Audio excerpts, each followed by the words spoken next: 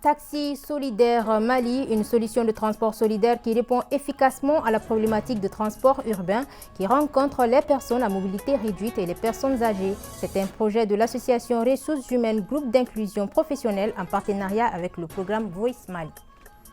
Le grade dans l'armée malienne est lié aux fonctions du militaire et fait référence à la hiérarchie. Il est aussi matérialisé par le port du galon portant des signes distinctifs des droits et devoirs. À l'occasion du 63e anniversaire de l'armée, la rédaction de ORTM2 fait un gros plan sur les différents grades. Voilà pour le sommaire. Mesdames et messieurs, bonsoir et bienvenue dans ce journal. Le grade dans l'armée est lié aux fonctions du militaire et fait référence à la hiérarchie. Il est aussi matérialisé par le port du galon portant les signes distinctifs des droits et devoirs. Aujourd'hui, le plus haut grade est le général d'armée. À l'occasion du 63e anniversaire de l'armée, la rédaction de ORTM2 fait un zoom sur les différents grades. Mamoutou Danté. Dans l'armée, le grade a toujours constitué un outil de différenciation des rôles, de détermination et de gestion des fonctions. Il participe aussi à la catégorisation et à la distribution des rôles dans l'armée selon le statut général des militaires. Ainsi, les grades militaires sont répartis entre les forces armées, la police et ceux des sapeurs-pompiers. Dans la catégorie des militaires du rang, nous avons soldats, canonniers, servants-tireurs, aviateurs, gardes, auxiliaires de gendarmerie. En plus de ceci, ça c'est le premier palier. Après ceci, on a ce que nous appelons les caporaux ou les brigadiers, c'est le même niveau. Et après ceci, il y a les caporaux-chefs et les brigadiers-chefs qui sont aussi du même niveau. Donc on peut dire que dans la catégorie des militaires du rang, il y a 3 niveaux. Et dans la catégorie des officiers maintenant, des sous-officiers, pardon, on peut dire qu'il y en a 4 niveaux.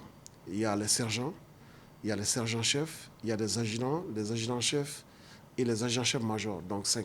Dans la catégorie des officiers cette fois-ci, à ce niveau également, nous faisons un distinguo entre les officiers subalternes, les officiers supérieurs et les officiers généraux. Parmi les officiers subalternes, nous avons le grade de sous-lieutenant, ça commence par le grade de sous-lieutenant. Ensuite, nous avons le grade de lieutenant et après, nous avons le grade de capitaine pour les officiers subalternes. Maintenant, pour les officiers supérieurs, nous commençons avec le grade de commandant. Donc, il y a commandant. Après commandant, il y a lieutenant-colonel. Et après lieutenant-colonel, il y a colonel. Et après colonel, il y a colonel-major. Donc, ça, c'est la catégorie des officiers supérieurs. Maintenant, dans la catégorie des officiers généraux, ça commence par le plus bas. Ça commence par général de brigade, après général de brigade, général de division, après général de division, général de corps d'armée, après général de corps d'armée, général d'armée. Le grade le plus élevé dans notre armée, c'est général d'armée. Il n'y a pas de général d'armée à la date d'aujourd'hui et l'armée malienne n'a connu que 2 généraux d'armée. Voilà. Il s'agit du général d'armée Moussa Traoré et du général d'armée Amadou Toumani Touré. Au-delà des critères déjà préétablis, un militaire peut changer de grade pour d'autres raisons. Nous appelons ce processus le processus d'avancement en fait, des grades. Et dans ce processus d'avancement des grades, il y a plusieurs facteurs qui entrent en ligne de compte. Il y a le rendement qui est un élément extrêmement important qui est pris en compte. Il y a les diplômes. Il y a également les décorations que les militaires peuvent faire. C'est pour faire la différence entre les uns et les autres. Il y a un temps minimum à effectuer dans un grade. Il y a également aussi certaines choses que nous prenons en compte, par exemple les punitions, quelqu'un qui est puni ou quelqu'un qui n'est pas puni. Tout ça, c'est intégré dans le processus d'avancement. Les derniers grades créés chez les forces armées remontent à 2008 et cela fait 16 ans aujourd'hui. C'est celui de colonel-major et ça a été créé autour de 2008. Mais ça, c'est au niveau des forces armées. Mais quand on va au niveau de la police ou même de la protection civile, par exemple, le grade de colonel-major sapeur-pompier n'existait pas au niveau des sapeurs-pompiers. Et il y a le grade de commissaire principal de police qui correspond au grade de lieutenant-colonel de l'armée ou lieutenant-colonel sapeur-pompier des sapeurs-pompiers n'existait pas. Il y a aussi le grade de contrôleur général-major de police aussi. Si dans l'armée, les grades vont des soldats jusqu'au général, selon le corps, il peut en être tout autre à la police et les sapeurs-pompiers. Donc, à la date d'aujourd'hui, il y a 3 catégories au niveau de la police et c'est juste les appellations qui ont changé. Par exemple, les grades qui ont changé de nom, avant, on appelait les inspecteurs généraux. Aujourd'hui, nous avons commissaire général de brigade de police, commissaire général de division de police, commissaire général de corps d'armée de police et commissaire général d'armée de police. En termes de correspondance, si on prenait de but en blanc, il n'y avait pas le grade de contrôleur principal de police. Ça, c'est quelque chose qui est totalement nouveau. Au niveau des sous-officiers, il n'y a pas de changement. C'est les mêmes grades qui existaient. Et au niveau il n'y avait pas de policiers du rang avant, mais maintenant il y a des policiers du rang. Dans le cadre de la militarisation de la police et de la protection civile, il fallait harmoniser les niveaux et c'est ce que nous avons juste fait. Nous avons à la date d'aujourd'hui un général de corps d'armée qui est le plus gradé au niveau de l'armée malienne. Il s'agit du général Amadou Aya Sanono. Ainsi est organisée l'armée malienne en termes de grades et il impose l'ordre et la discipline en son sein. Toujours dans le cadre du 63e anniversaire de l'armée malienne, le club des amis du vélo de Nyarila vient d'organiser une course de vélo. Ils étaient au total 55 coureurs à se mesurer sur une distance de 120 km. Au terme de cette 6e édition, Draman Togola du club cycliste de Koumantou s'est taillé la part du lion. Awa Kamisoko. Draman Togola du club cycliste de Koumantou remporte le Grand Prix de la 6e édition du club des amis du vélo de Nyarila. C'est une distance de 120 km en plein cœur de Bamako. Le cycliste de Koumantou a dicté sa loi aux 55 cyclistes présents sur la ligne de départ, dans une course amplement disputée qui n'a pas connu d'échappée tout au long du trajet. Les sprinteurs du club cycliste de Koumantou Draman Togola s'adjugent la part du lion. Moussa Togola, du club de Ernest Bamako, arrive en 2e position et Fidel Sissé complète le podium. Les 5 premiers points chauds ont été respectivement remportés par Brahima Koulibaly de l'ISFAS, Yakouba Djara du club cycliste du vélo de Nyarila, Abdou Djara du club cycliste Ernest de Bamako, Alassane Sangare du club cycliste de Chibala et Amadou de l'ISFAS. Vous voyez la mobilisation que ça fait au niveau de la commune 2. Les gens sont contents, il y a une foule qui est venue vraiment s'amasser autour de la course cycliste. Sans compter le côté technique, c'est aussi la formation des cyclistes qui se forment et qui se préparent pour d'autres compétitions. Donc nous sommes vraiment satisfaits. Tenue chaque 20 janvier, date de la commémoration de l'armée malienne, cette 6e édition avait pour thème paix et cohésion sociale, qui s'inscrit dans la volonté politique des autorités maliennes. On veut mettre en branle aussi la volonté de plus autorités du pays. C'est dans la cohésion sociale, c'est ce que nous sommes en train de rechercher aussi aujourd'hui pour avancer. Nous sommes fiers d'être maliens aujourd'hui, nous sommes fiers d'être avec notre armée. Donc c'est dans la cohésion qu'on peut avancer. Et tous les cyclistes sont là, en tout cas, en train de nous égayer et de nous montrer que le cyclisme est aussi un sport en République du Mali. Donc il y a lieu d'accompagner le cyclisme parce que les cyclistes ont vraiment du talent, nous les avons vus et ils sont venus de divers horizons, en tout cas pour nous rendre belle cette fête de l'armée. Les 3 premiers ont été primés. Le premier, Draman Togola du club cycliste de Koumantou, remporte une somme de 200 000 francs CFA. Moussa Togola du club Ernest Bamako a eu 150 000 francs CFA. Quant à Fidel Sissé, arrivé 3e, gagne 100 000 francs. CAN Côte d'Ivoire 2023, la Tunisie et le Mali se neutralisent un but partout à Korogo à l'occasion de la 2e journée du groupe E.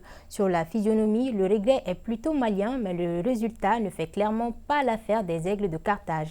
Ces derniers joueront leur destin mercredi 24 janvier face à l'Afrique du Sud. Les hommes de Eric Sekouchel, quant à eux, presque qualifiés Pour les huitièmes de finale, nous retrouvons Hawa Kamisoko. Cérémonie de remise de maillot à un groupe de jeunes pratiquants du sport à l'Institut national de la jeunesse et des sports. Le geste est de la direction de l'établissement en partenariat avec le contingent espagnol de la mission de formation de l'Union européenne au Mali. L'objectif est de contribuer à la promotion du sport au Mali. Cheikh Oumar Kamara. Le contingent espagnol de la mission EITM et l'Institut national de la jeunesse et des sports sont en tandem pour la promotion du sport à travers des encouragements des jeunes. Ils sont des milliers de jeunes répartis entre les clubs à recevoir ces kits sportifs. Nous avons été saisis pendant longtemps par le contingent espagnol de l'EITM ici, à Bamako. Ils nous ont approché qu'au moment où ils s'apprêtent à rentrer, ils souhaiteraient échanger avec nous par rapport à un lot de matériel qu'ils souhaiteraient mettre à notre disposition. C'est une occasion que nous avons saisie. Donc aujourd'hui, c'est un début. Ce début, c'est quoi? Comme vous voyez derrière nous, c'est le matériel qui est là, composé de ballons, composé de maillots. Donc je pense que ce matériel-là vient à point nommé. Et par rapport au renforcement des moyens de nos étudiants déjà qui sont chargés de l'encadrement de ces enfants, mais aussi pourquoi pas des professeurs même de l'Institut dans le cadre de la formation également des élèves étudiants. Cette cérémonie, c'est une cérémonie sobre, certes, c'est un don. Et donc on ne peut que remercier les donateurs pour l'initiative, au nom du ministre de la Jeunesse. Les donateurs et récipiendaires ne cachent pas leur satisfaction. Les invités ont eu droit à des démonstrations de certaines disciplines sportives. Et la dédication, et l'effort et la formation que vous êtes en train de faire ici à l'Institut. En réalité, ce don a été donné par une compagnie en Espagne et nous avons pensé que ça serait une bonne idée de penser à l'Institut. Nous avons pu voir ici toute la dédication de ces jeunes qui travaillent. Je ne suis pas seulement satisfait, je suis tout à fait étonné. Je ne pouvais pas imaginer cette organisation. On est vraiment satisfait du fait d'être choisi parmi les associations par la contingent espagnole, de recevoir des cadeaux. Vraiment, on les remercie vraiment. On remercie beaucoup l'INGS du fait d'être parmi les associations. Nous, on a été formés par l'INGS. L'INGS compte plusieurs disciplines sportives comme le football, le basketball, entre autres, qui regroupent des centaines de jeunes sportifs. La cérémonie a pris fin par une photo de famille pour immortaliser. L'association Ressources Humaines Groupe d'inclusion professionnelle en partenariat avec le programme Voice Mali vient d'organiser une rencontre d'information et de sensibilisation. C'était dans le cadre de la mise en œuvre du projet Taxi Solidaire Mali. Il s'agit d'une solution de transport solidaire à la demande qui répond efficacement aux problématiques de transport urbain rencontrées par les personnes à mobilité réduite et les personnes âgées. Reportage d'Ala Traoré. Taxi Solidaire Mali. Ainsi s'intitule ce projet à caractère purement humanitaire au bénéfice des personnes à mobilité réduite. De façon explicite, il s'agit des personnes âgées et de celles vivant avec un handicap. Le projet en question vise notamment à leur faciliter l'accès aux services sociaux de base. Une initiative de l'association Ressources Humaines, groupe d'inclusion professionnelle.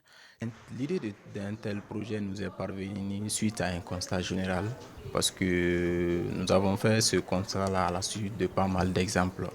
Beaucoup de personnes vivant avec un handicap, et surtout les personnes à mobilité réduite précisément, et aussi les personnes âgées sont confrontées à un problème de déplacement. D'abord, le projet va s'exécuter dans un premier temps dans la zone des Sonu à travers ce qu'on appelle les centres d'intérêt, qui sont entre autres les services médicaux, les écoles spécialisées de type Ousnakasso, Amaldem, les écoles chargées de la prise en charge, je dirais, des enfants vivant avec handicap, et aussi les services administratifs tels que la banque, la CANAM, l'INPS et bien d'autres.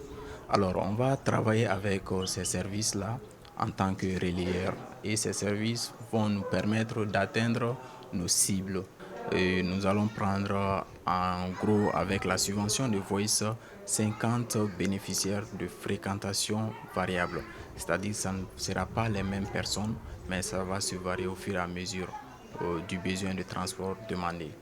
Le projet est soutenu par le programme Voice, un programme international qui intervient dans 10 pays. Parmi les activités clés, il y a ce qui concerne le transport, n'est-ce pas, des personnes handicapées, des personnes âgées et tous ceux qui sont vraiment dans le besoin pour accéder aux services sociaux de base, notamment les services médicaux, les centres d'éducation spécialisés et autres.